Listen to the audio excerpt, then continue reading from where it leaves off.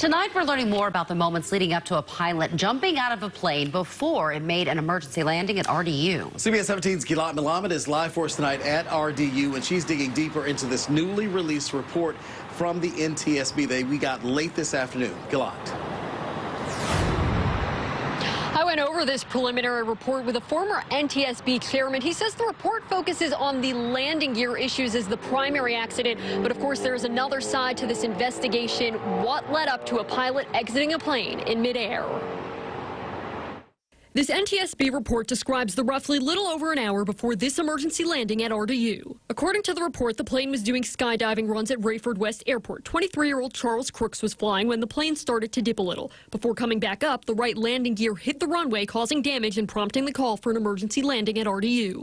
The other part of this investigation is what happened the moments before Crooks exited the plane. He literally just said, "My pilot just jumped out." I've never heard anything. It's the craziest thing I've ever heard. According to the report, the pilot in command says there was some turbulence on the way to RDU, and about 20 minutes into the flight, the pilot says Crooks became visibly upset about the hard landing. Robert Sumwalt is a former NTSB chairman and CBS News aviation safety analyst. I can understand being upset by having made a hard landing that created damage to the airplane. The surviving pilot says Crooks opened his side cockpit window and may have gotten sick. The pilot in command took over communicating with air traffic control from Crooks. He told NTSB investigators Crooks lowered the ramp in the back of the plane, indicating he felt he was going to be sick and needed air. Whether or not it's reasonable to open the back door and walk to the back of the airplane, I can't make that judgment at this point. The pilot says Crooks got up from his seat, removed the headset, apologized, and departed the airplane via the ramp door. Can you recall of instances when anything like this would happen? I've never seen or heard of anything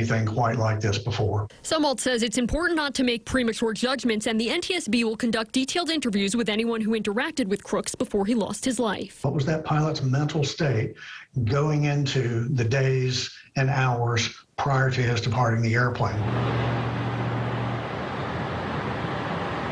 This report does not name who that other pilot is. That may or may not come out in the final report. An NTSB spokesperson tells me that'll be released in about 1 to 2 years. And Sumwalt says right before that final report comes out, the NTSB is going to publish complete interviews as well as the results of any tests it did on the plane.